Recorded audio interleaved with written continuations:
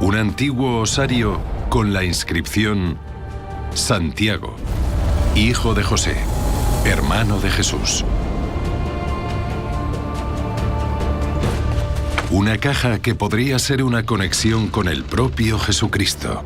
Pero, ¿quién era su hermano Santiago? Los evangelios dejan muy claro que Jesús tuvo hermanos. De incrédulo ¿Os imagináis que vuestro hermano dijera, soy el Hijo de Dios? a líder. Santiago llevaba la voz cantante en Jerusalén. Pero ¿por qué Santiago se perdió en la historia? Es el hombre olvidado. Objeto de uno de los juicios por falsificación más largos, ¿podría esta caja ser la primera prueba física de Jesús y su hermano secreto Santiago?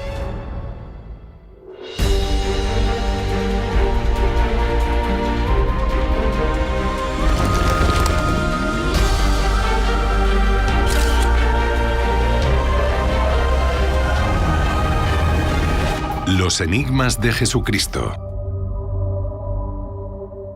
El hermano secreto de Jesús.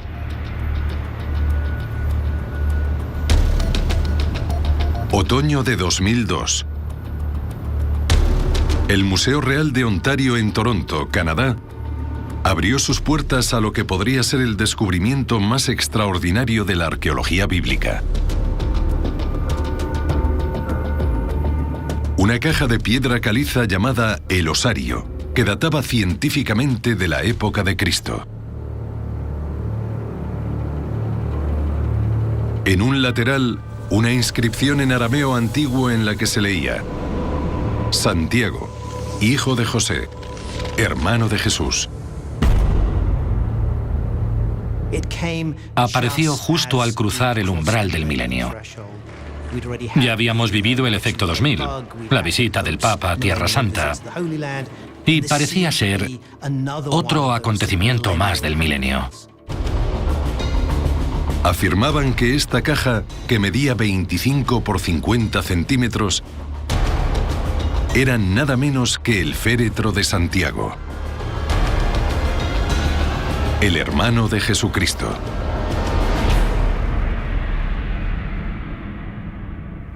El osario es importante no solo porque sea del hermano de Jesús, sino porque no hay pruebas físicas de la existencia de Jesús de Nazaret que daten de su época. No hay nada excepto los evangelios que fueron escritos décadas después. Sería la primera evidencia física de que Jesús de Nazaret existió. Es un hito histórico. La única prueba material, no literaria, que tenemos de la familia de Jesús. Creo que mucha gente se sorprendería muchísimo al saber que Jesús tuvo hermanos. Aunque Santiago aparece mencionado en el Nuevo Testamento, la mayoría de cristianos crecen creyendo que María era virgen y que no tuvo más hijos. Muchos se quedarían atónitos. Y subimos allí, a aquella colina. Los evangelios de Mateo y Marcos mencionan a los hermanos de Jesús. Aparte de Santiago, estaban José, Judas, Simón y dos hermanas cuyo nombre se desconoce. Pero quiénes son exactamente los padres de estos hermanos sigue siendo objeto de debate. Los católicos hacemos hincapié en la virginidad de María. No solo era virgen en el momento de la concepción de Jesús y su nacimiento, sino también después.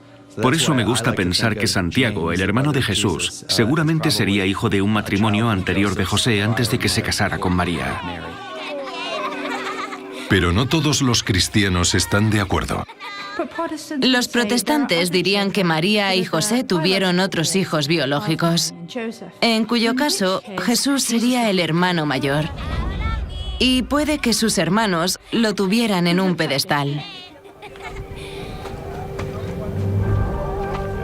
Mateo 1:25 nos dice que María no tuvo relaciones carnales con José hasta que ella dio a luz a Jesús.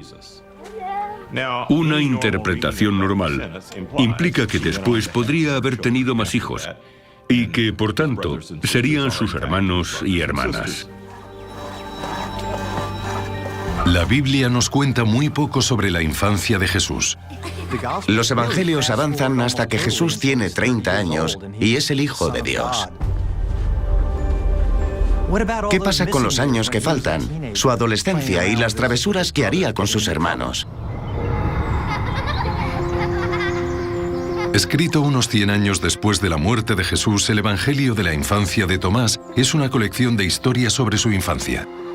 Hay una historia muy peculiar sobre Santiago. Es un retrato muy interesante de Jesús y Santiago juntos de niños. José mandó a Santiago a recoger leña al bosque. Jesús también fue con él.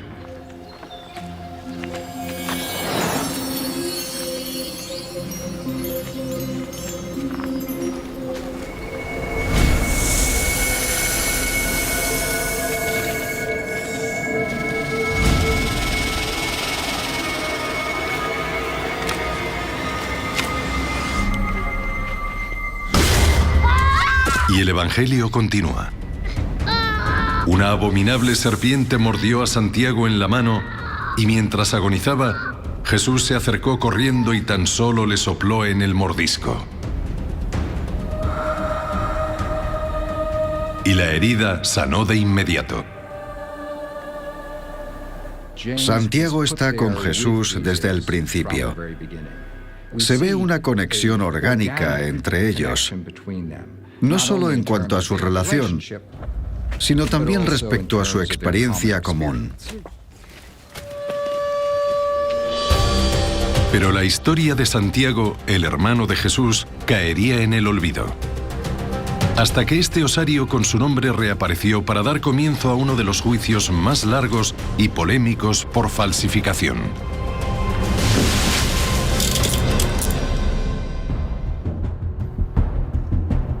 La historia del osario de Santiago, el féretro que pudo contener los huesos de Santiago, el hermano olvidado de Jesús, comienza con uno de los mayores coleccionistas de antigüedades del mundo. Oded Golan es uno de los mayores expertos en artefactos arqueológicos. Tengo la mayor colección privada de osarios de Israel y probablemente del mundo. La mayoría de su colección cuenta la historia del desarrollo de las civilizaciones de Israel, y eso incluye la era bíblica. Su colección valdrá millones y millones de dólares. Según Golan, a principios de los años 70 compró un osario vacío del siglo I en una tienda de Jerusalén. Me fijé en algunos nombres de la inscripción, sobre todo Jacob, el primero, que significa Santiago. Lo vendían solo, no lo acompañaba ningún otro artículo. En la Jerusalén del siglo I, los huesos de los muertos eran colocados en osarios y tumbas subterráneas. El arqueólogo Byron McCain es el principal experto en ritos fúnebres de la antigua Palestina. Estamos al sur de la ciudad vieja de Jerusalén, y por aquí hay varias cuevas sepulcrales de la época de Jesús. Según la tradición judía, en el primer aniversario de la muerte, se recogen los huesos de los difuntos y se introducen en un osario. Se marca con el nombre del difunto y se coloca en la tumba.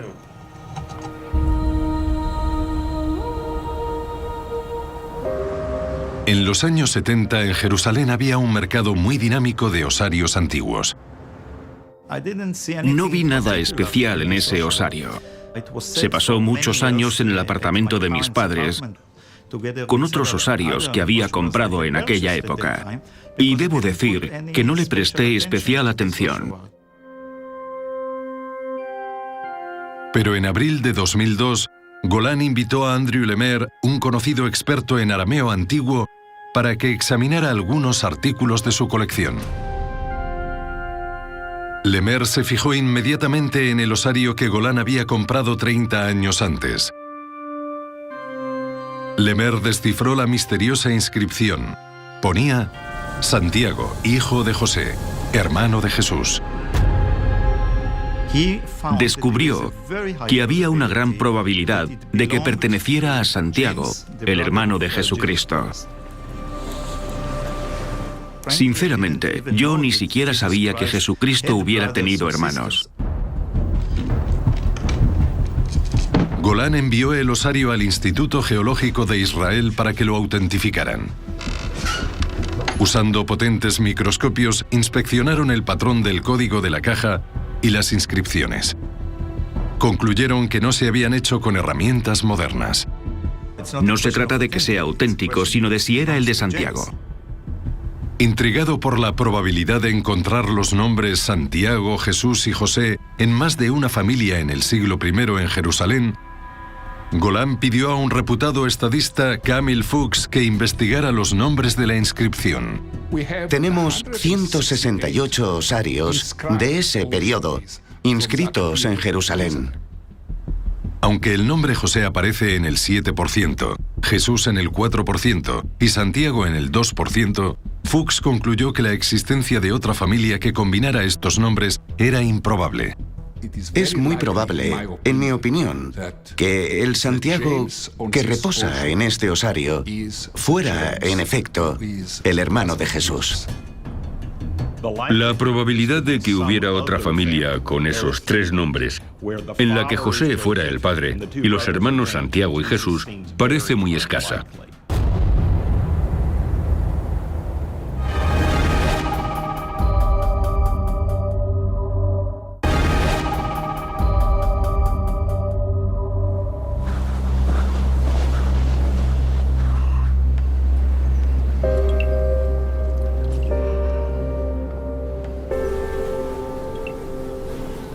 Hace 2000 años, todo cambió para los hermanos Jesús y Santiago cuando José murió.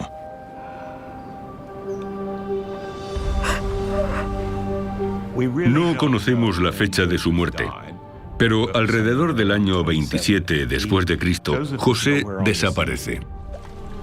La familia es el núcleo central de la sociedad judía del siglo I. Perdieron al que proveía para la familia y vivirían en un nivel de subsistencia.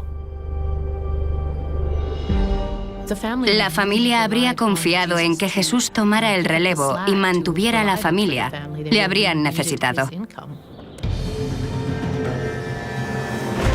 Pero con 30 años, Jesús toma una decisión que cambia su vida. Jesús abandona a su familia y se dedica a viajar por Galilea y Judea. Según los evangelios, Jesús fue a buscar a Juan el Bautista a orillas del río Jordán.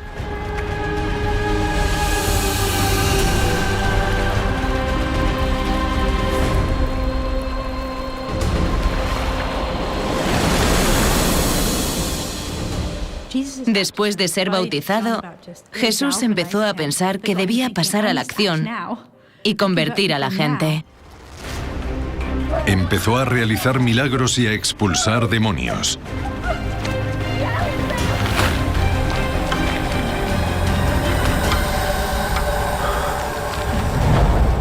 Según los evangelios, Jesús fue seguido por grandes multitudes durante su ministerio. Los milagros curativos de Jesús habrían llamado mucho la atención. Pero mientras Jesús se embarcaba en su misión, su familia se quedó en Nazaret. Jesús dejó a Santiago y al resto de sus hermanos a cargo de la familia. ¡Basta! Y eso es lo incómodo de la historia. Vivían en un pueblo pequeño.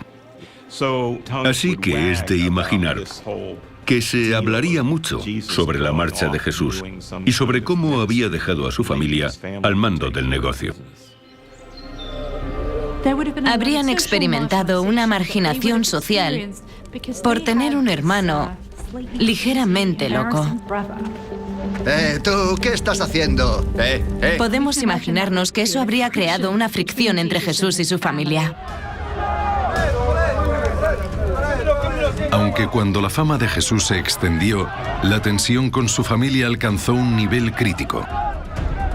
Santiago consideraba que lo que estaba haciendo Jesús causaba la deshonra de su familia.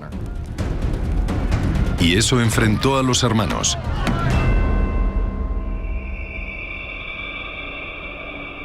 Cafarnaúm, a orillas del lago Galilea. No lo olvidéis, Él los ama. Según el Evangelio de Marcos, en la sinagoga, un hombre pidió a Jesús que le curara su mano atrofiada. Jesús le dijo que extendiera la mano y la curó. Pero era sábado y estaba prohibido trabajar.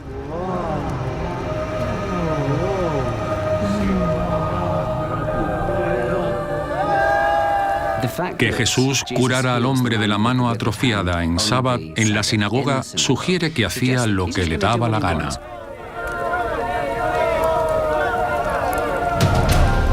Este acto enfrentaría a Jesús con los sumos sacerdotes judíos.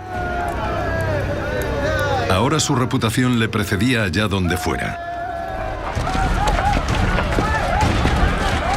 El número de sus seguidores aumenta. Y las multitudes que atrae llaman la atención de las autoridades romanas. Las regiones de Galilea en las que actuaba Jesús estaban bajo la ocupación romana. En el Imperio Romano, cada uno podía creer en lo que quisiera y practicar su religión según su criterio. Pero a los romanos no les gustó la aparición de una figura carismática y mucho menos de un Mesías.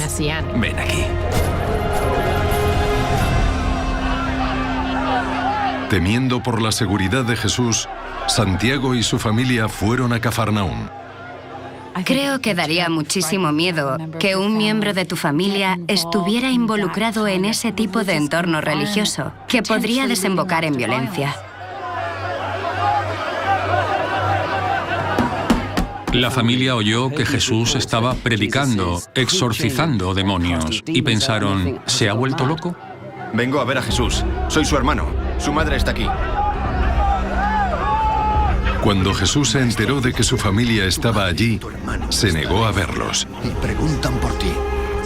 Preguntó, ¿quiénes son mi madre y mis hermanos? Esta es mi madre y estos mis hermanos. El que hace la voluntad de Dios es mi hermano, mi hermana y mi madre. Dijo a su familia, si no me apoyáis, renegaré de vosotros. No quiere veros. Dio la espalda a su familia. ¡Queremos verle! ¡Su madre está aquí! ¡Lo siento! Fue un rechazo hacia su familia carnal, y creo que eso debió sorprenderles. ¡No está en sus cabales! ¡Vamos! Santiago era como nosotros. Imaginaos que vuestro hermano dijera, soy el Hijo de Dios. ¿Qué diríais? Obviamente pensaríais que estaba loco. ¡Cállate! ¡Calla! ¡Cállate!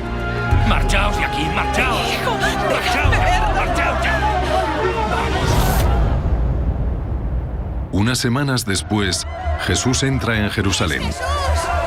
Miles de personas llenan las calles. Según los evangelios, después fue arrestado en el huerto de Getsemaní. Y al día siguiente le torturaron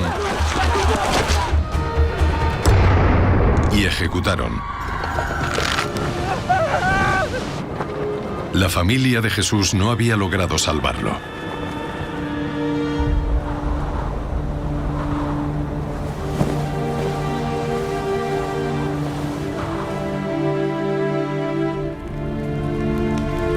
Un evangelio apócrifo que no se encuentra en el Nuevo Testamento nos habla de Santiago.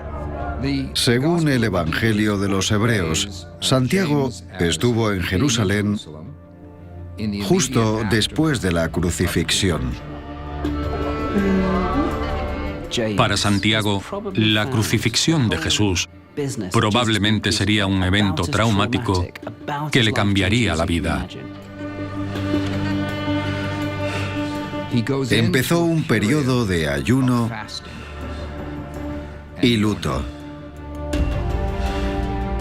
Algo que ningún otro de los seguidores de Jesús hizo.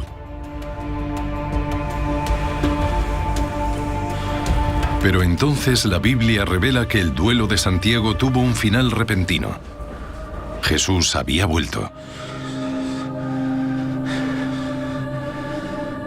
Fue sepultado y resucitó al tercer día según las Escrituras. Luego se apareció a Santiago.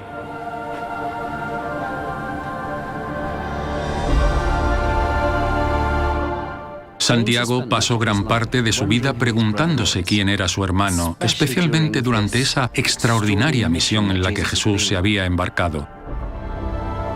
La resurrección es el momento en el que Santiago empieza a creer que Jesús era especial. Puede que en ese momento fuera consciente de que Jesús no era solo su hermano, sino también su Señor.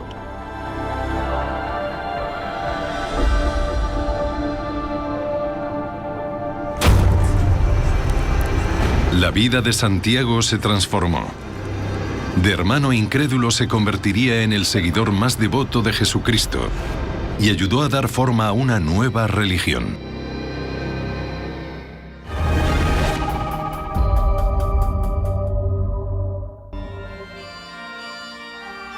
Octubre de 2002. La noticia de un sorprendente descubrimiento arqueológico copaba titulares por todo el mundo. El osario de Santiago fue expuesto en el Museo Real de Ontario en Toronto, Canadá. En ese punto, me pareció que era una fantástica historia de arqueología sobre el único objeto que provenía de la familia de Jesús. Pero el osario iba a estar envuelto en polémica. Mientras estaba expuesto en Toronto, en Israel, empezaron a preguntarse cómo había llegado allí. La autoridad de antigüedades dijo, no nos dimos cuenta de que se quería mandar al extranjero un artículo tan importante. 2 meses después de que empezara la exhibición, la autoridad de antigüedades de Israel denegó a Oded Golan una prórroga de su licencia de exportación y exigió el regreso inmediato del osario a Israel. La policía israelí y la IAA sintieron que Oded Golan les había dejado en evidencia frente al resto del mundo y fueron a por él.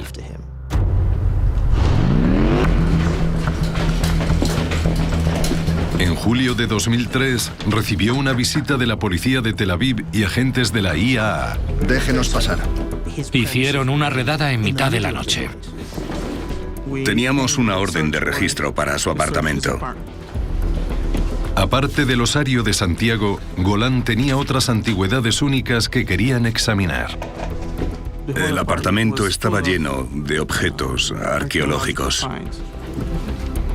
Encontraron cajas llenas de materiales, dibujos, programas informáticos y otros documentos, y dijeron que parecía un taller de falsificaciones. Al final reunimos docenas de piezas que supuestamente eran falsificaciones. La policía confiscó cajas llenas de artefactos para investigarlos, incluido el osario de Santiago. Cuidado, cuidado. A partir de entonces, abrieron una nueva línea de investigación. No solo había ocultado antigüedades a la autoridad, sino que las falsificaba y vendía, lo cual es un delito. Vámonos. Teníamos un personaje brillante y bastante obsesivo, que había entrado en contacto con un extraño mundo de antigüedades, en el cual se cierran acuerdos muy turbios y se saquean tumbas. Es una mezcla muy interesante y puede que explosiva. Pero Oded Golan niega rotundamente estas alegaciones. Es una acusación ridícula. Lo único que tenían era una cajita con herramientas muy viejas que uso para restaurar antigüedades como cualquier otro coleccionista. Golan tuvo que cumplir más de 1 año de arresto domiciliario mientras la IAA preparaba la acusación. La historia pasó de ser una noticia arqueológica a tratar sobre un genio criminal que intentaba cambiar el curso de la historia. En diciembre de 2004, en el Tribunal de Distrito de Jerusalén, Golan y otras 4 personas son acusados de 44 cargos de fraude y falsificación. Le acusaron de formar parte de una red internacional de falsificaciones, de falsear el archivo histórico falsificando artículos tan importantes como el osario de Santiago, el hermano de Jesús.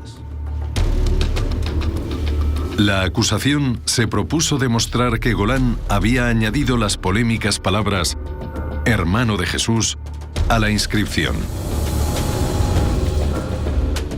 Es un osario genuino de esa época. Pero lo que Oded Golan hizo fue añadir palabras para darle un nuevo significado. La acusación se basaba en parte en el análisis de un experto en epigrafía, Chris Rolston, que había buscado inconsistencias en la letra. Si nos fijamos en la inscripción con mucha atención, notaremos una diferencia en profundidad, claridad y distancia entre las letras de la primera mitad de la inscripción respecto a la segunda. Pienso que la probabilidad de que la segunda parte sea una falsificación moderna oscila entre el 75 y el 85%. Creo que el falsificador intentó imitar el estilo de la letra de la primera mitad de la inscripción, pero no lo hizo con mucha precisión. La defensa discrepaba, así que la acusación se centró en la pátina, la capa que recubría la caja. Durante los siguientes 5 años, sus científicos analizaron una y otra vez los microorganismos incrustados en la letra. Ellos creían que era obra de Golan. Preparó la pátina falsa en su casa. Fue a sitios arqueológicos y se llevó tierra de aquella época. Luego en casa la mezcló con agua y la vertió sobre el osario. Pero algunos testigos de la defensa contradicen estas afirmaciones. Para falsificar una pátina se necesita tiempo, años y años.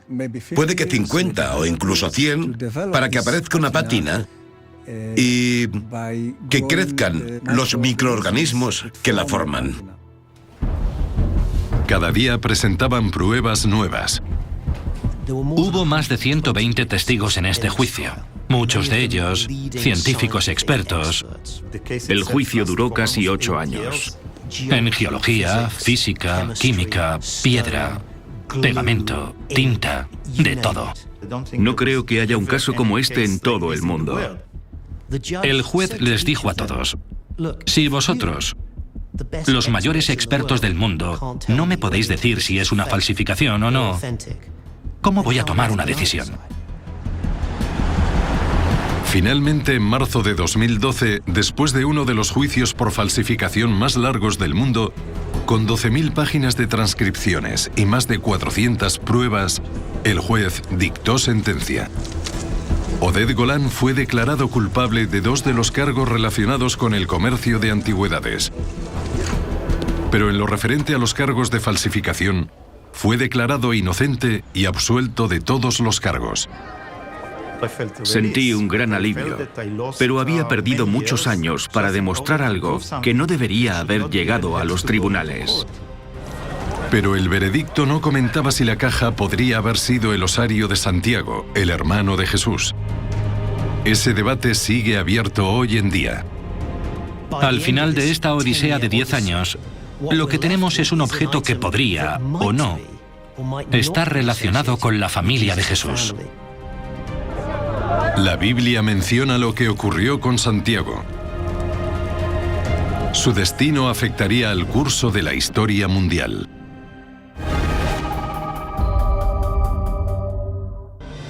Se cree que este osario contuvo una vez los huesos de Santiago, el hermano de Jesús.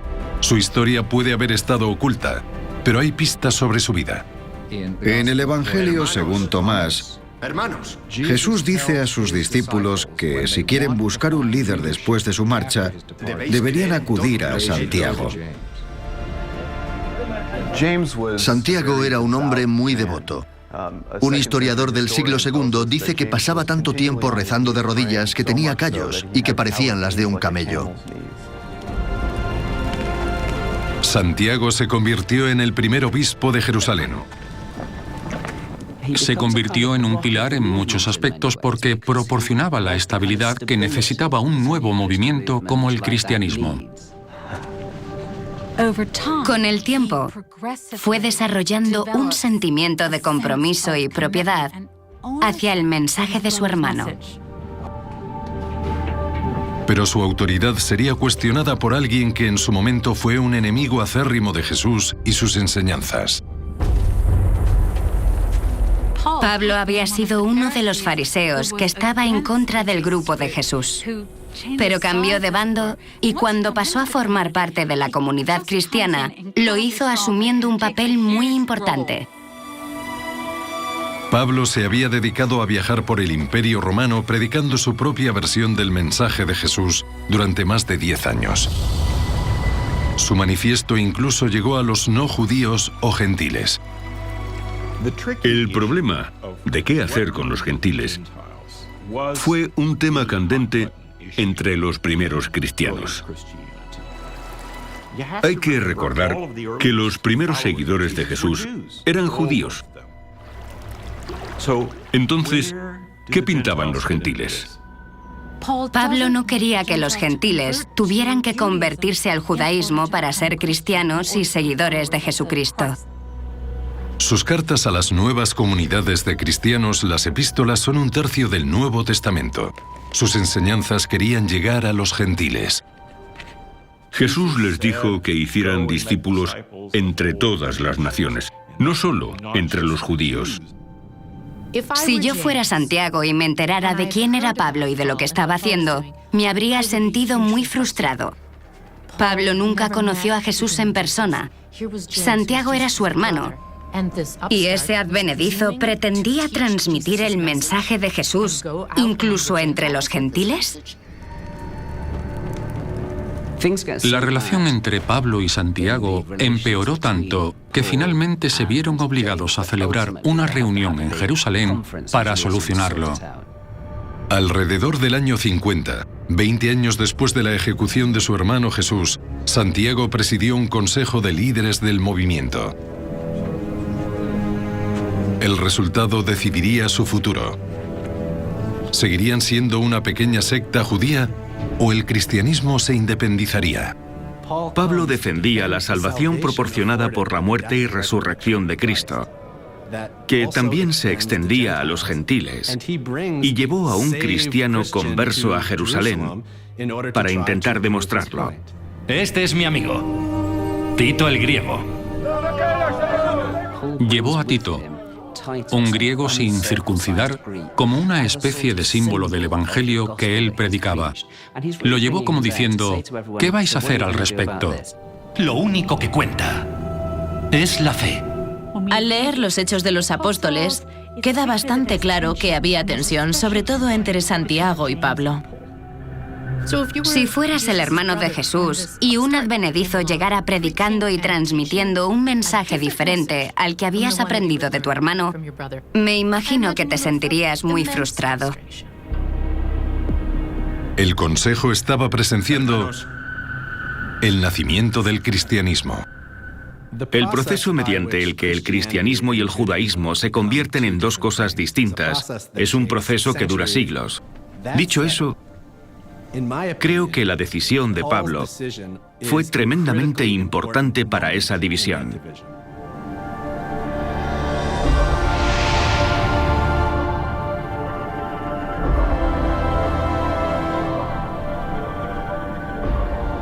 Judíos o griegos, esclavos o libres. Pablo claramente creía que tenían que transmitir el mensaje de Jesús si querían proteger su legado.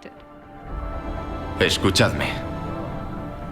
Santiago era un judío que cumplía con la Torá y al parecer se llevaba bien con las autoridades judías.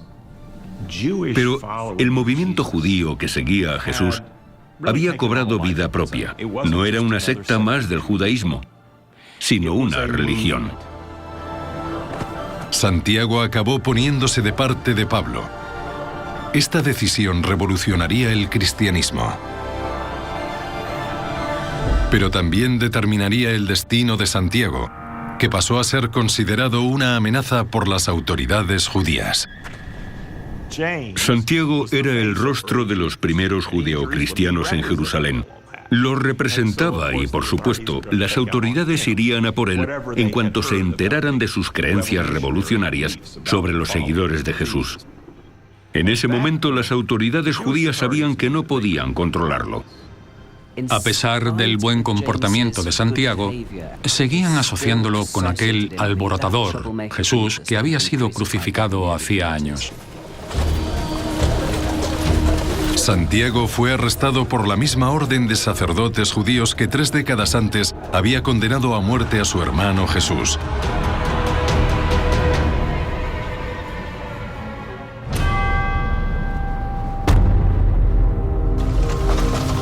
Jerusalén, año 62 después de Cristo. Un sumo sacerdote judío le dio a Santiago un ultimátum. O renunciaba a su hermano Jesús como Mesías, o se enfrentaba a la muerte. Pero Santiago lo rechazó. El vínculo entre Jesús y Santiago acabó significando que Santiago no podía sobrevivir.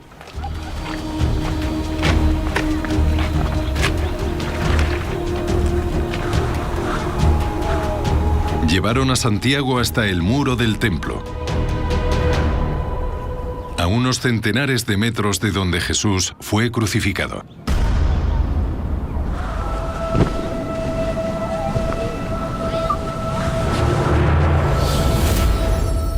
Fue martirizado por la causa y también por su sincera y devota piedad. Pero la caída del muro no le mató. Textos antiguos relatan que el golpe letal lo recibió al ser apedreado hasta la muerte, y su cuerpo fue enterrado en el lugar donde cayó.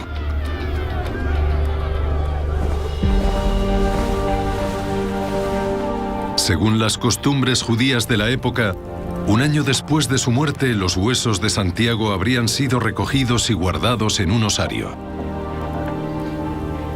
Me parece probable que el cuerpo de Santiago fuera reclamado por sus seguidores y enterrado. Habría un apoyo considerable por parte de la ciudad de Jerusalén para que Santiago fuera honrado tras la humillante muerte que había recibido. Tras su muerte, el papel de Santiago en el desarrollo de la iglesia primitiva se desvanecería. Pero hoy en día en Jerusalén, Santiago sigue siendo venerado. La catedral armenia del siglo XII está dedicada a él. Santiago es nuestro primer patriarca. Sentimos como un privilegio que nuestra hermandad tenga una relación directa con Santiago, el primer obispo de Jerusalén. A diario rezamos a Santiago, que está sentado junto a Jesucristo. Afirman que la catedral está construida sobre la casa de Santiago, y sus devotos creen que sus restos están enterrados en ella. Según la tradición armenia, los huesos de Santiago fueron llevados desde el valle de Cedrón, donde los enterraron originalmente, para volverlos a sepultar bajo el altar mayor de la que ahora es la Catedral de Santiago. Pero ¿qué pasó con la caja en la que guardaron primero sus restos mortales? ¿Es el osario de Santiago o no? Es una pregunta difícil. Y aún no tiene respuesta. Al final, sigue siendo un misterio. Nunca sabremos seguro si el osario de Santiago es real o no, ni si se trata de ese Santiago, del hermano de Jesús. Después de que absolvieran a Golán de falsificar la inscripción, le devolvieron el osario. Ahora espera poder exhibirlo por segunda vez. Debería estar expuesto ante la gente que se interesa por el inicio del cristianismo. Ahora tenemos una gran cantidad de material que todo el mundo puede analizar y leer para sacar sus propias conclusiones. Pero la disputa sobre la autenticidad de la caja ha dejado un legado duradero. Creo que Santiago el Justo es una de las figuras más importantes del inicio del cristianismo. Y la polémica del osario ha logrado que la gente sea consciente de que Jesús tenía hermanos y que Santiago destacaba entre ellos. Pero ¿por qué Santiago fue olvidado por la historia? Nos dejamos guiar demasiado por la teología que sugiere que María no podía haber tenido hijos aparte de Jesús. Es esa idea de que María fue una virgen perpetua la que eliminó a los hermanos de Jesús de la historia del cristianismo. Los primeros evangelios fueron escritos solo unos años después de la muerte de Santiago. Para entonces, el cristianismo, como acabaría siendo conocido, ya se estaba alejando de sus raíces judías. En el siglo II ya había más gentiles en la iglesia primitiva que israelitas, y el recuerdo de Santiago se atenuó. Y ahora pensamos en él como una figura meramente histórica, y no como la figura de transición que fue en realidad. Teológicamente, nos resulta difícil hablar de la importante historia de los primeros cristianos, y esa historia incluye a Santiago. Todos los demás conocieron a Jesús como el gran maestro, a Jesús el sanador. Santiago conoció al otro Jesús. Santiago conoció al Jesús más humano que nadie veía.